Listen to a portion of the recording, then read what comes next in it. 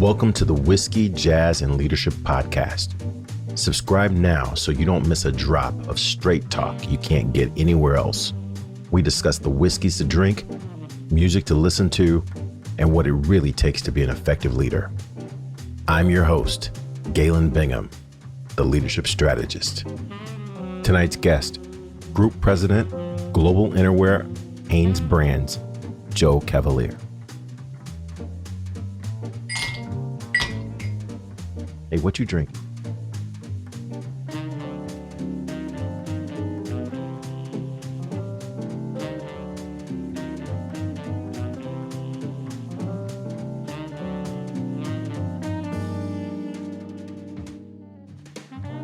You know, I had a conversation at the beginning of season 2 with Jared Simmons, who, brilliant dude, P&G, Coca-Cola, McKinsey, just smart.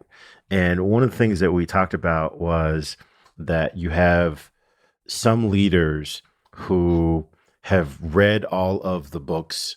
They know all the case studies. They literally just brilliant because they've read about it. They've studied it. They've been to all the right schools and all of that. And then on the other end, you've got great leaders who are fantastic because they've been in the foxhole. They have invested the money and have saved the business. They've invested the money, they've lost the business, and they've got the wounds and the battle scars to prove it. And my contention and where Jared and I fell was that it's the combination of the two. It's whenever you sway too much to one side or the other that you tend to get in trouble. How has that weighed in with your success in your career, this idea between the academic understanding of what's going on and the experiential understanding of what's going on? I think you have to be committed to continuous learning, right? You always have to be reading and exposing yourself to outside stimulus, or you get in what I call, you get into orbit. You're just doing the same thing over and over again. And you need things that jolt you out of orbit. Those can be people. Those can be other outside stimulus, like taking a class, reading something provocative. It could be changing jobs. It could be changing careers, right? Things that push you out of the orbit, because every time you do that, you learn, geometrically in terms of what you add to your skill set. But I really think, in summary, what you're talking about is it's a mix between the academic and being a student and the actual on-the-job experience and learning from each of those, right?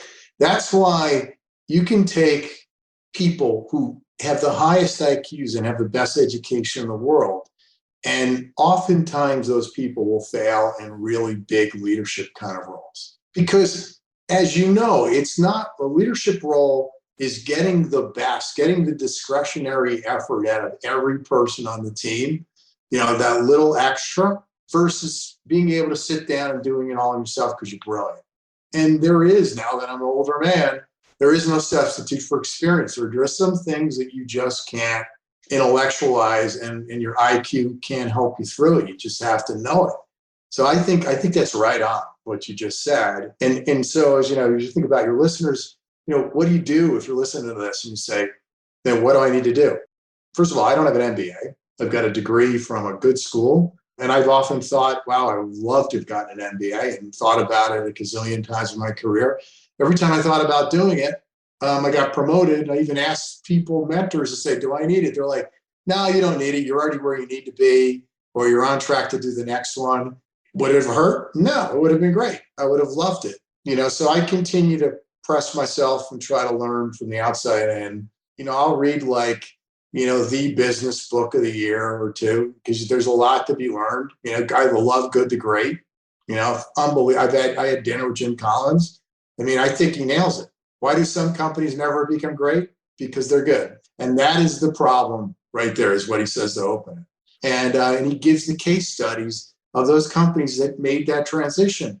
And if you read that book and you think through your own careers, it's all over the place, the things you experience. We worked for a very good company in General Foods and Kraft, who at one time were great.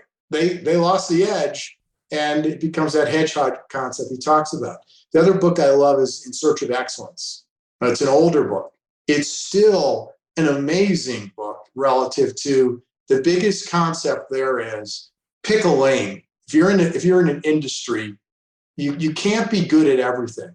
So Walmart, what is Walmart great at? They're an operationally excellent company that delivers everyday low prices, right? So that's what they hang their hat on. In fact, they put it on their door, right? We sell for less.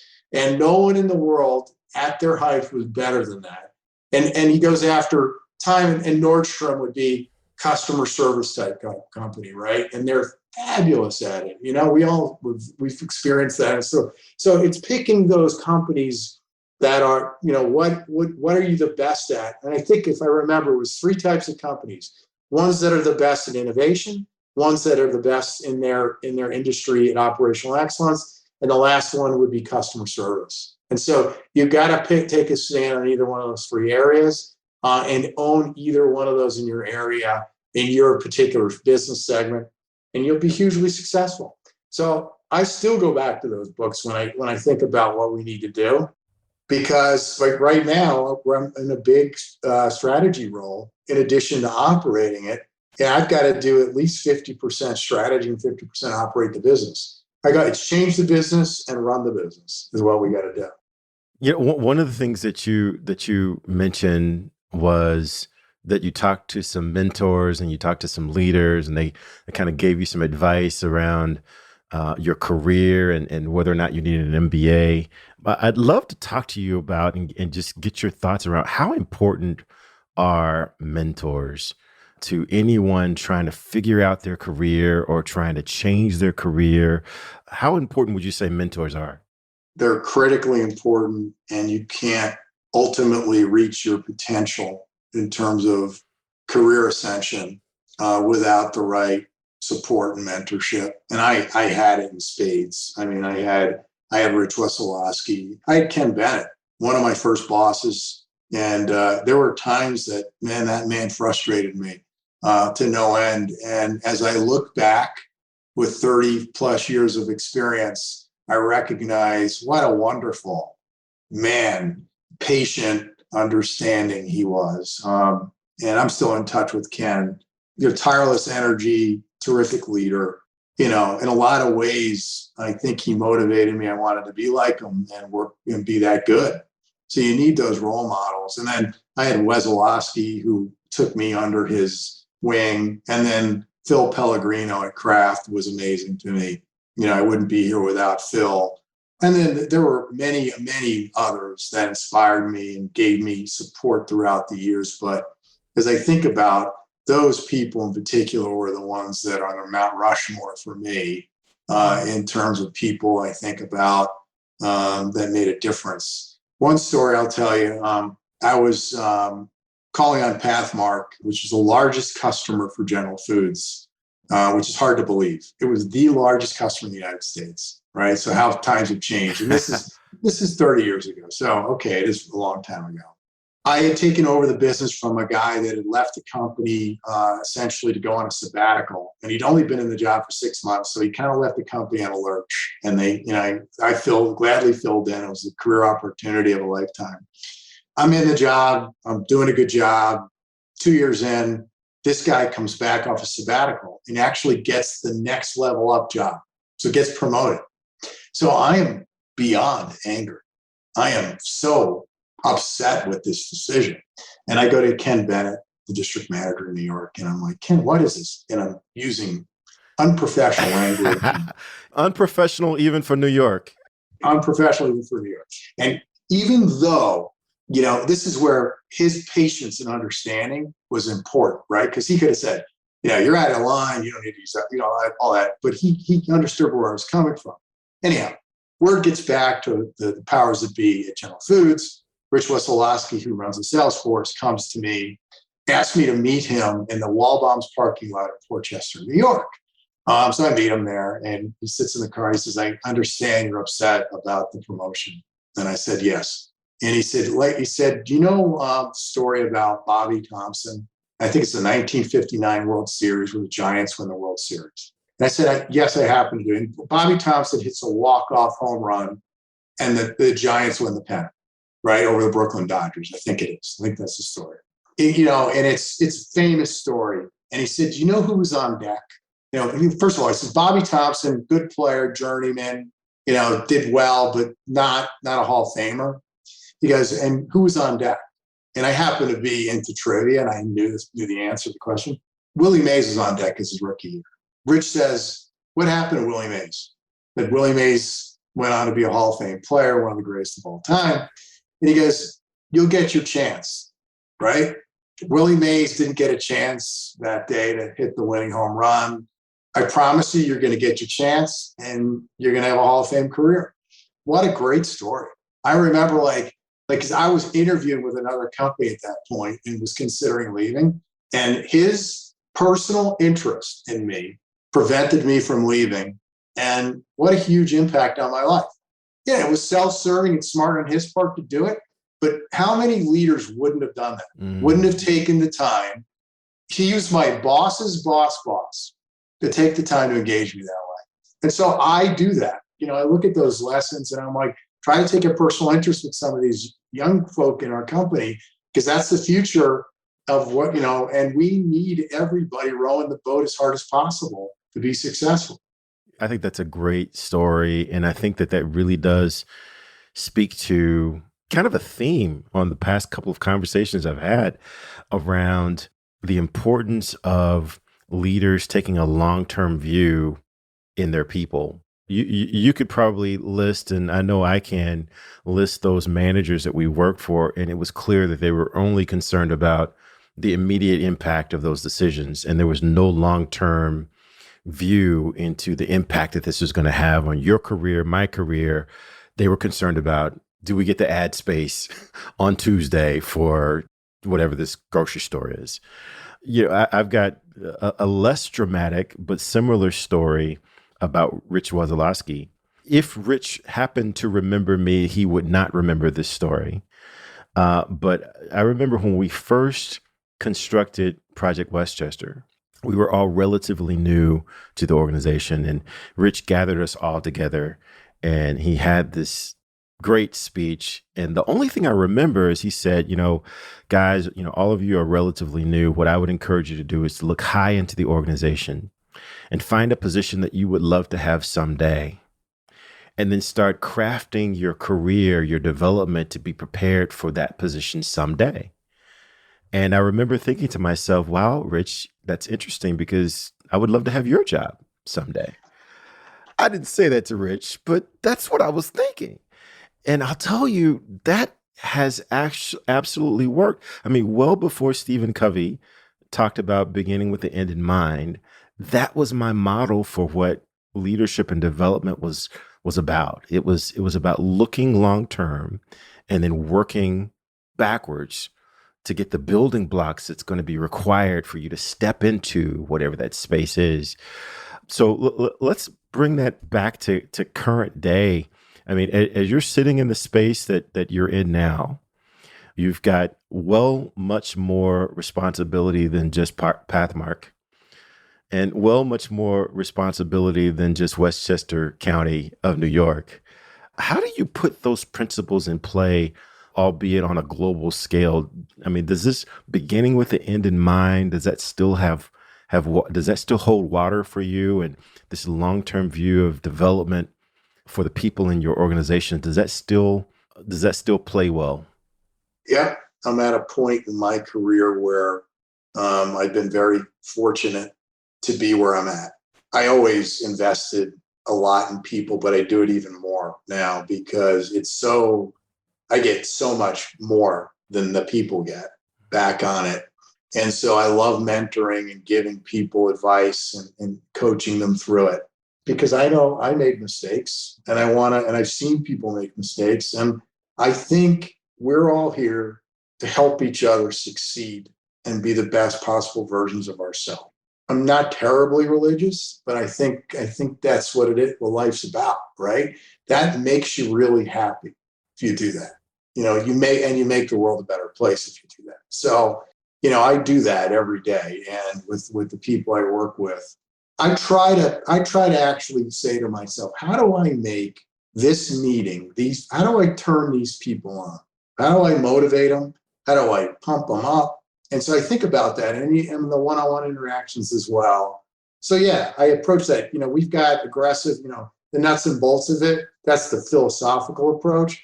We've got, really good training and development programs where we have and are continually improving. Relative to my own development, I'm on the shot clock in my career, but I'm still going to learn and develop. And I still have, I may go do other things someday. That's the way I think about it, because it's a privilege. As I said earlier, it's a privilege to work. I mean, somebody's paying you to sit in really nice conference rooms with brilliant people, travel the world, engage with great customers, and solve tough problems and look at great opportunities. How cool is that? I mean, I've gotten to think about it. Now I'm selling underwear, right? You say, how interesting can that be? It's really interesting. It's fascinating. I sold candy, I sold cookies, I sold food, I sold baby car seats and Newell, writing instruments, small appliances. When you drive into a strip mall, I basically call in every customer in that strip mall, is what I like to say, which is fun. How cool is that, right? When you think about, careers in business, as if people listen to this, I think about the experiences I've gotten to have as a result of my business career. And I think about, I would never have gotten to do those had I had not had this career. Things like go to the Masters, go to a Super Bowl, go to the World Series, the NCAA Final Four, and I could go on and on, stuff I've gotten to do. That's cool stuff, really great stuff. And I'm getting paid to go do that stuff and be with great people. So how wonderful is that? So let me go back to one thing you said, because this notion of strategic career management, which you were smart enough to know in your early 20s, what do I want to be, and what are the experiences that I need to build to put myself in contention to do that? I don't think people do that enough. They go to work and it just starts to happen. And all of a sudden you wake up and it's 20 years later and you've got 2 kids and you might be doing perfectly well and happy, but you might have done better if you'd been a little more strategic early on in your career. So I think it's a big idea there, Galen. Wow. Yeah. Very, very few development conversations go by where I don't mention something that I either have gotten from Rich Wazalowski, Joe Cavaliere, or one of my other mentors, Mr. Stan Hutchin, who I talk about quite a bit. He made this statement. I want to run this by you. One of my first time meeting Stan, I think I pulled him aside at a baseball game or something. I started peppering him with questions. What would you say about, to someone who wants to be in your position someday, that kind of thing. And one of the things he said to me stuck with me. And he said, Galen, the difference between my job today and the job that I had at the beginning of my career is that today I have fewer people with whom to discuss my problems. And that really kind of stuck with me. And as I think about what I do today, that's the space that I feel. My job as an executive coach is to sit with senior executives and help them work through those problems that, if it were 20 years ago, if they were younger in their career, they might have a number of people to talk with. But when you get senior, it becomes complicated to share some of those concerns with. How true would you say that statement is for you at this stage of your career? I'm an extrovert, and I probably don't have an issue finding people I can talk to about my issues. I'm thinking of approaching this way. What do you think? Kind of conversation. It's a strength and a weakness, right? I'm authentic and I will go out there. Sometimes my wife has told me, why are you trusting that person that way? And I basically said, she's right, by the way, but I also would prefer to live my life that way because it's who I am, right? And if you get burnt on that, then so be it, right? Trust and be honest and transparent. I have had plenty of people, and I have people that I go for different situations. Like I have a counterpart right now that he runs the champion business, and he's he's a great guy to like talk through some stuff because he's got a stronger apparel background than me. So I go talk to him on that. We got a chief marketing officer, a guy named Greg Hall, who's a fabulous, like just insightful about human nature and motivation and really good at marketing. So it's like go to him and I'm like, he's my Yoda on that one. So I'm able to find those things, Galen. I do think the comment that Stan made though, like there's not as many resources in companies to do that as much as there used to be. And there are people that have a harder time opening up, and they in particular, would benefit from the coaching side of it, right? To say, because it's a safe environment, it's protected. I've seen a lot of good done that way. And it's to iron out the rough spots, right? It's to identify and it's identify and work through what everybody's got, which are your weaknesses, your development areas. We all have them, right? And if you work through them and you identify them, then they don't derail you, right?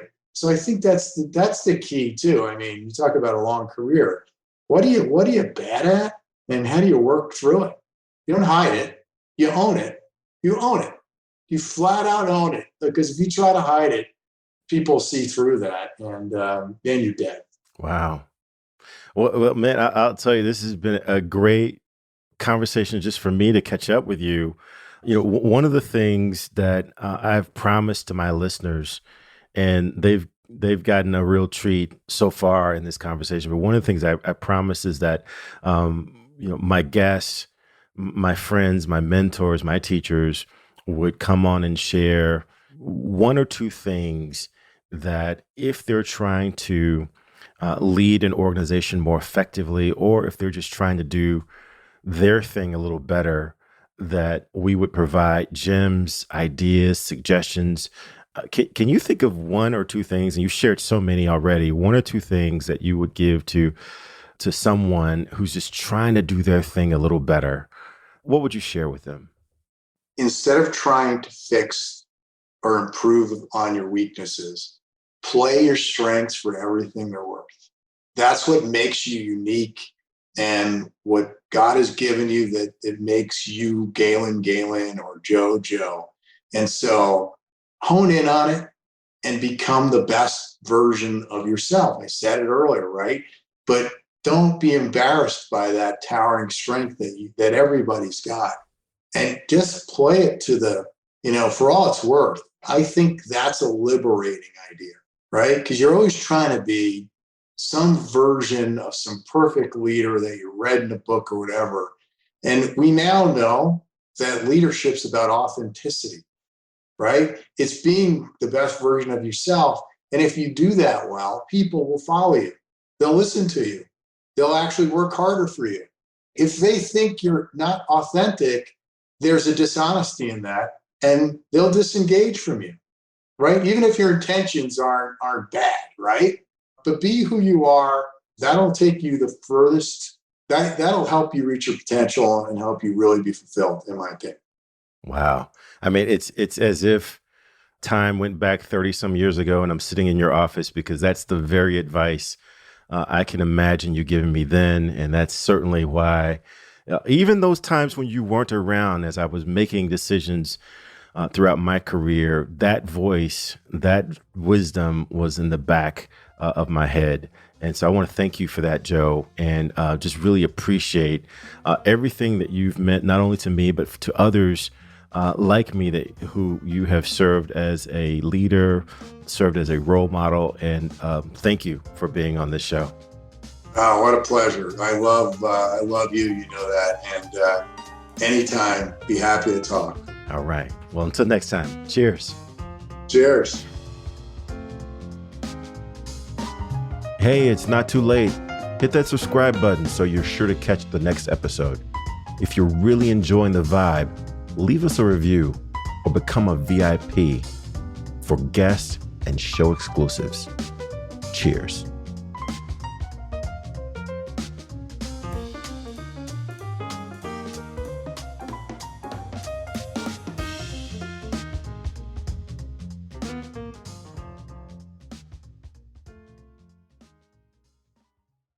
This podcast is a part of the C-Suite Radio Network. For more top business podcasts, visit c-suiteradio.com.